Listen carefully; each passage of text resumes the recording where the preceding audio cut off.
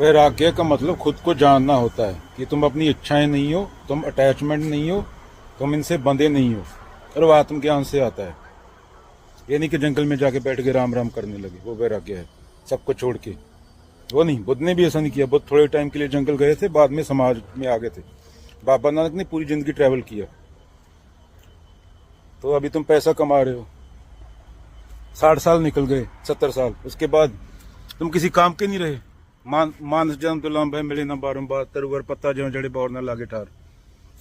तो उसके बाद तुमने सोचा ये पैसा क्या माने। अब मान लो एक बलविंदर सिंह है, उसने 50 घर खरीद लिए कनाडा में। था कोई एग्जाम्पल, कोई बंदा ऐसा हुआ था, और उसका लड़का गोरी के साथ सेट हो गया, अपार्टमेंट में रहने लगा। बोलता है मैंने थोड़ी बोला था खरीदने को। बीबी से डाइवोर्स हो गया, बीबी भाग गई, पैसा कमाने में लगा रहा। तो सत्य, अगर सत्य के लिए जीता, अच्छे कर्म करता, तो वो शांति में रहता, खुद को जान पाता। वो लगा रहा कुत्तों बिल्लियों की तरह। तो वैराग्य का मतलब है खुद को जानना। इससे अलग कुछ नहीं है, कोई मिथ्या नहीं है, कोई पकड़ना नहीं है, कुछ छोड़ना नहीं है, जानना। और जानने वाला जब रहेगा नहीं तो छोड़ने वाला भी नहीं रहेगा, खुद होएगा अपने आप। इंद्रियों को कंट्रोल नहीं करना, खुद को जानना। इंद्रियां क्या है? मन है। उसको जान लेना कि तुम्हारी इंद्रियां और तुम्हारा मन कैसे जुड़े हुए हैं, कैसे कंट्रोल कर रही हो तुम्हारे मन को, तुम्हारा मन कैसे इंद्रियों को कंट्रोल कर रहा है, तुम क्या हो क्या नहीं हो, अहम क्या है, पुनर्जन्म क्या है अहम का। हर बंदा मैं क्यों करता घूम रहा है, उसको देखना है उसमें। यही वैराग्य है, ईमानदारी से देखना है। वैराग्य सत्कम, ये कोई भागना नहीं है, कुछ पकड़ना नहीं है। रुक के देखना है कि ये मैं जो कर रहा हूं ये क्यों कर रहा हूं। अगर मैं इस पल मेरी सांस रुक जाए तो मेरी जीवन की उपलब्धि क्या है।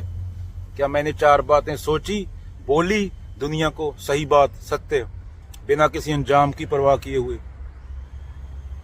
या तुम बंता सिंह की सुनोगे, फिर बंता सिंह जैसे हो जाओ, या तुम बाबा नानक की सुन लो, उन जैसे 1% हो जाओ। वो तुम्हारे ऊपर है। बंता सिंह तुम्हारा साथ नहीं देगा, बाबा नानक शब्द रूप में तुम्हारा साथ देंगे। बंता सिंह है, बंता सिंह का क्या है, वो दूसरों की औरतों को देखता है और तुम लाइक करते हो उसको। इंद्रियां, मन, खोपड़, वही। जिसने 4 उदासियां की उसकी सुनोगे, या बुद्ध की सुनोगे जो लात मार के चले गए, महावीर की। खुद को जाना, मरते हुए बंदे को देखा कि अगर मरना ही है तो ये जान ना लूं।